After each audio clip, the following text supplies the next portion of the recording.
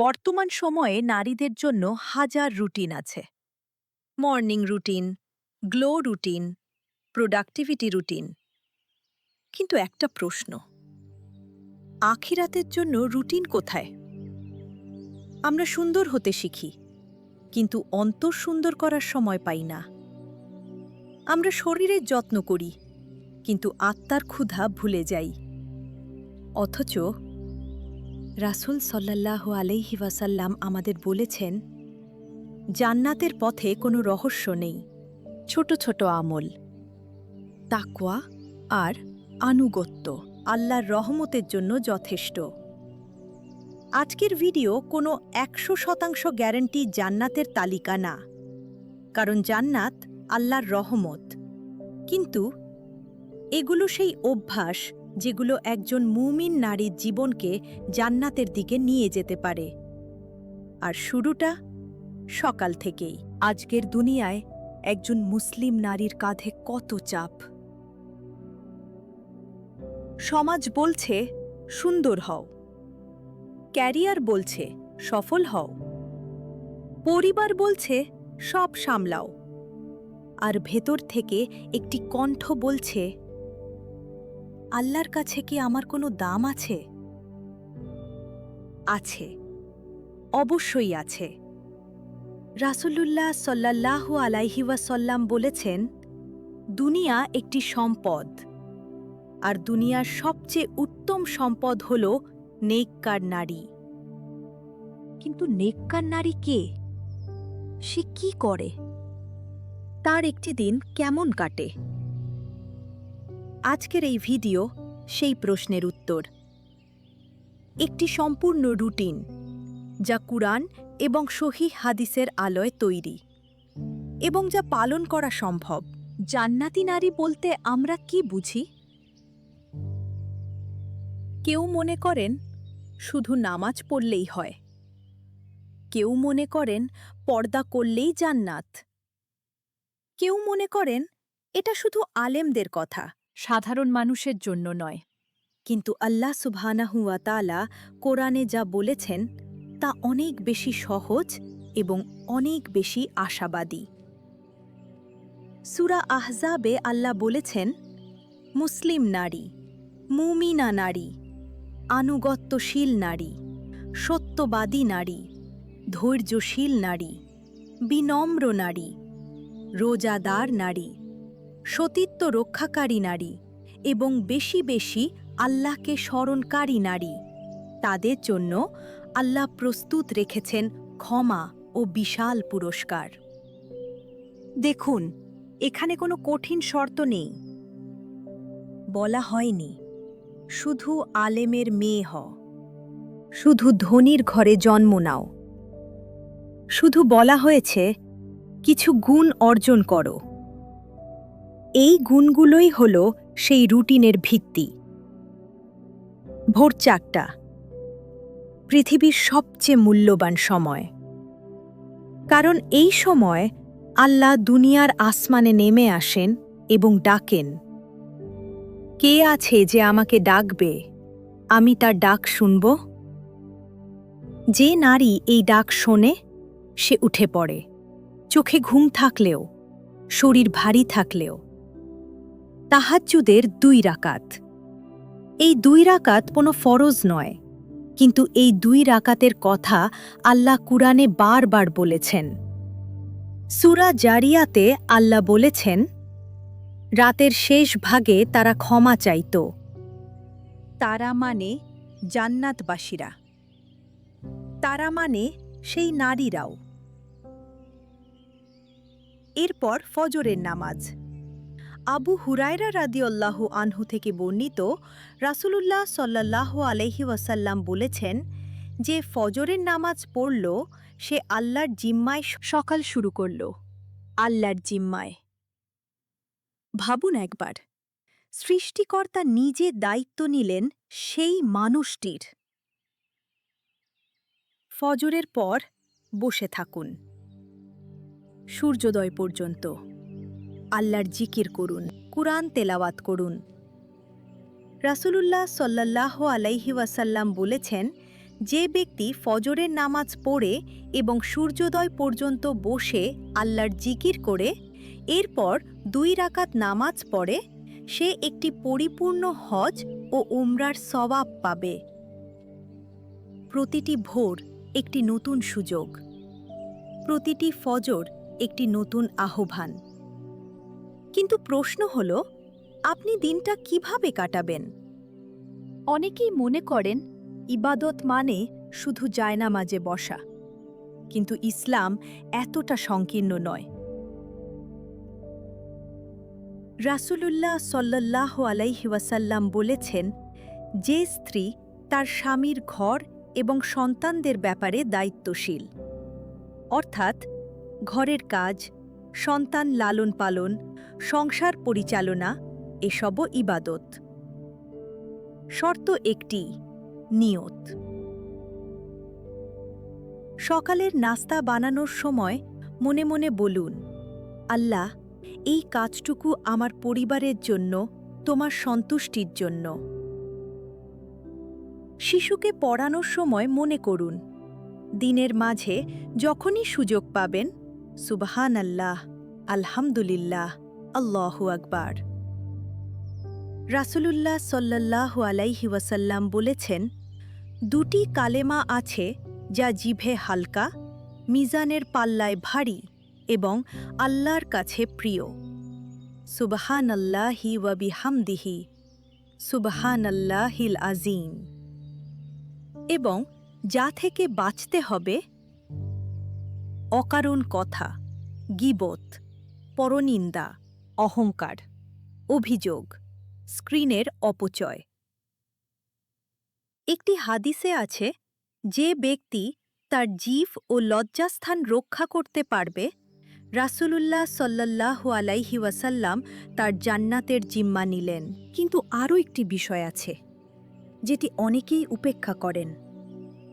সেটি হল, ইসলামের সবচেয়ে গভীর শিক্ষাগুলোর একটি হল সম্পর্কের মাধ্যমে জান্নাত। রাসূলুল্লাহ সাল্লাল্লাহু আলাইহি ওয়াসাল্লাম বলেছেন, যে নারী 5 ওয়াক্ত নামাজ পড়ে, রমজানের রোজা রাখে, লজ্জাস্থান রক্ষা করে এবং স্বামীর আনুগত্য করে, সে জান্নাতের যে কোনো দরজা দিয়ে প্রবেশ করতে পারবে। কিন্তু শুধু স্বামীই নয়, মায়ের পায়ের নিচে জান্নাত, এই কথা আমরা সবাই জানি। কিন্তু কতজন তা বুকে ধারণ করি? প্রতিদিন মাকে একবার ফোন করুন, প্রতিদিন তার জন্য দোয়া করুন, প্রতিদিন এমন কিছু করুন যা তাকে খুশি করে। আর প্রতিবেশী? রাসূলুল্লাহ সাল্লাল্লাহু আলাইহি ওয়াসাল্লাম 3 বার বললেন, সে মুমিন নয়, সে মুমিন নয়, সে মুমিন নয়। জিজ্ঞেস করা হলো, কে? তিনি বললেন, যার প্রতিবেশী তার অনিষ্ট থেকে নিরাপদ নয়। প্রতিবেশীর খোঁজ নিন, তাদের সাহায্য করুন। এই ছোট ছোট কাজগুলো, এই ছোট ছোট মুহূর্তগুলো আমলনামায় লেখা হয়ে যায় চুপচাপ। দিন শেষ হয়। কিন্তু জান্নাতি নারীর রুটিন এখানেই থামে না, কারণ রাত হল হিসাবের সময়। এশার নামাজের আগে নিজেকে জিজ্ঞেস করুন, আজকের দিনটা কেমন ছিল? কোথায় ভুল হয়েছে? কোথায় আরও ভালো করা যেত? এরপর এশার নামাজ। রাসূলুল্লাহ সাল্লাল্লাহু আলাইহি ওয়াসাল্লাম বলেছেন, যে এশা এবং ফজরের নামাজ জামাতে পড়ে, সে যেন পুরো রাত এবাদত করল। মহিলাদের জন্য ঘরে নামাজ, এই সওয়াবটুকু সমানভাবে প্রযোজ্য। ঘুমানোর আগে আয়াতুল কুরসি, সূরা বাকারার শেষ 2 আয়াত, 3 বার সূরা ইখলাস, ফালাক, নাস। রাসূলুল্লাহ সাল্লাল্লাহু আলাইহি ওয়াসাল্লাম বলেছেন, এই আমল পুরো রাত তাকে রক্ষা করবে। এবং ঘুমানোর আগে মনে মনে নিয়ত করুন, আল্লাহ, রাত 3টায় যদি ঘুম ভাঙে, আমি তাহাজ্জুদ পড়ব। এই নিয়তটুকুও এবাদত। ঘুমানোও তখন এবাদত হয়ে যায়, কারণ ঘুমের উদ্দেশ্য তখন হয় পরবর্তী এবাদতের শক্তি সঞ্চয়। এবার সেই মেয়েটির কথায় ফিরে আসি, যার কথা এই ভিডিও শুরুতে বলেছিলাম, যিনি রাত ৩টায় কাঁদছিলেন সিজদায় মাথা রেখে। তিনি হযরত ফাতিমা রাদিয়াল্লাহু আনহা, রাসূলুল্লাহ সাল্লাল্লাহু আলাইহি ওয়াসাল্লামের কন্যা, জান্নাতের নারীদের নেত্রী, যার সম্পর্কে স্বয়ং নবী সাল্লাল্লাহু আলাইহি ওয়াসাল্লাম বলেছেন, ফাতিমা আমার অংশ। তিনি কোনো রাজপ্রাসাদে থাকতেন না, তার ঘরে প্রায় খাবার থাকত না, হাতে পাথর পিষতে পিষতে ফোসকা পড়ত। একদিন হযরত আলী রাদিয়াল্লাহু আনহু পরামর্শ দিলেন বাবার কাছে গিয়ে একজন খাদেম চাইতে। তিনি গেলেন, কিন্তু রাসূলুল্লাহ সাল্লাল্লাহু আলাইহি ওয়াসাল্লাম তাকে বললেন, ফাতিমা, আমি কি তোমাকে এর চেয়ে ভালো কিছু দেব না? শোয়ার আগে ৩৩ বার সুবহান আল্লাহ, ৩৩ বার আলহামদুলিল্লাহ, ৩৪ বার আল্লাহু আকবার পড়ো। এটি একজন খাদেমের চেয়ে উত্তম। হযরত ফাতিমা রাদিয়াল্লাহু আনহা সেদিন থেকে কখনোই আমল ছাড়েননি, দুনিয়ার শেষ দিন পর্যন্ত। এটাই রুটিন, কষ্টের মাঝেও আল্লাহকে ভুলে না যাওয়া, সীমাবদ্ধতার মাঝেও কৃতজ্ঞ থাকা। তার জীবন আমাদের শেখায়, জান্নাত কোনো বিলাসিতার নাম নয়, জান্নাত হল সেই আলোর নাম যা কোনো দারিদ্রতা নিভিয়ে দিতে পারে না। একদিন আমরা সবাই থেমে যাব, কিন্তু আয়না থাকবে, ঘর থাকবে, ফোন থাকবে, আমরা থাকব না। সেদিন কোন রুটিন আমাদের সাথে যাবে, সৌন্দর্যের, সফলতার, নাকি আখিরাতের? আপনি হয়তো নিখুঁত না, কিন্তু ফিরে আসুন আল্লাহর দিকে। ভুল করলে তাওবা করুন।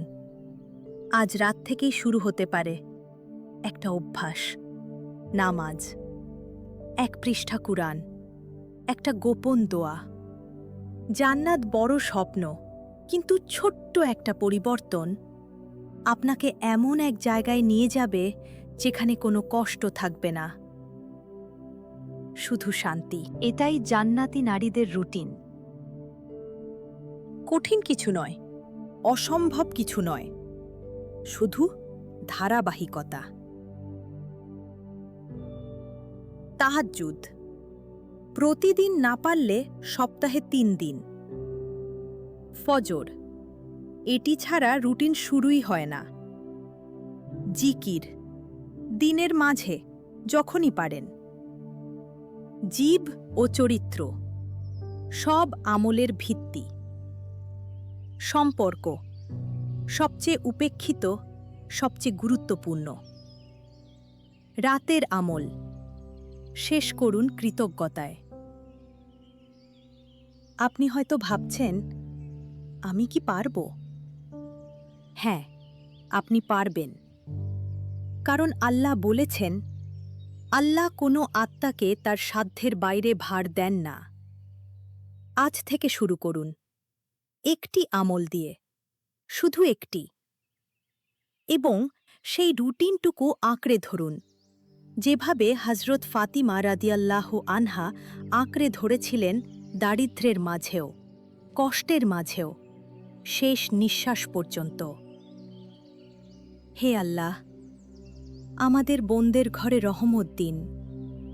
তাদের ফজর যেন না ছুটে যায়, তাদের জীব যেন পবিত্র থাকে, তাদের সম্পর্ক যেন সুন্দর হয়, এবং তাদের শেষ ঠিকানা যেন জান্নাত হয়। আমিন।